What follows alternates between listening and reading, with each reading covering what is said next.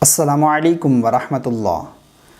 M Shakeel یہ سوال کرتے ہیں، میں نے یہ سنا ہے قرآن مجید کو صحیح حروف کے ساتھ نہ پڑھنے کی وجہ سے معنی چینج ہو جاتا ہے، تو جس کے صحیح حروف نہ ہوں وہ نماز کیسے پڑھیں؟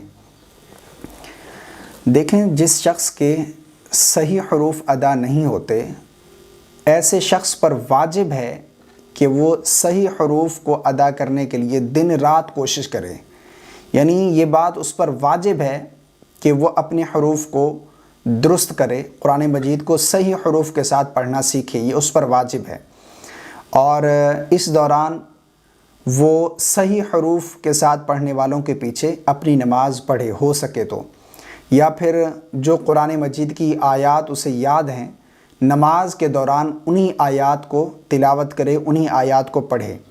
اور یہ دونوں صورتیں اگر ممکن نہ ہوں تو علماء فرماتے ہیں کہ کوشش کے دنوں میں اس کی اپنی نماز بھی ہو جائے گی۔ اگر وہ امام بنا تو اس کے پیچھے اس جیسوں کی نماز بھی ہو جائے گی۔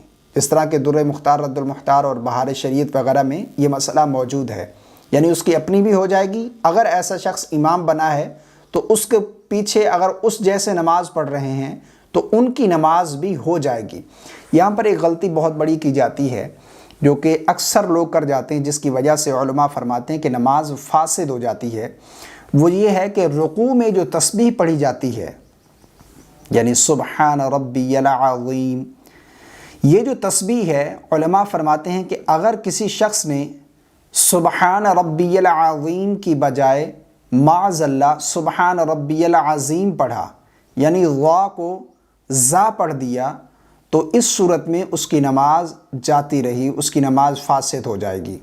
اب یہاں پر سوال یہ پیدا ہوتا ہے کہ جس شخص کو صحیح حروف ادا نہیں ہوتے وہ کیا کرے، وہ کیسے نماز پڑھے؟ یہ تو اس کے لیے بہت بڑا مسئلہ ہے۔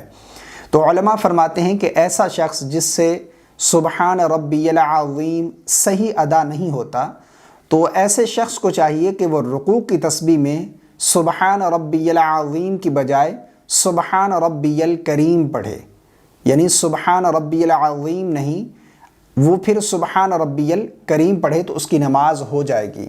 بہرحال جس کے حروف صحیح نہیں ہیں، ایسے شخص پر واجب ہے کہ وہ اپنے حروف کو صحیح ادا کرنا سیکھے اور دن رات اس بارے میں کوشش کرے۔ کوشش کے زمانے میں اس کی نماز ہو جائے گی۔ اللہ سے دعا ہے کہ اللہ رب العالمین ہم سب کو شرعی مسائل جاننے کی توفیق عطا فرمائے۔ آمین۔ السلام علیکم ورحمۃ اللہ۔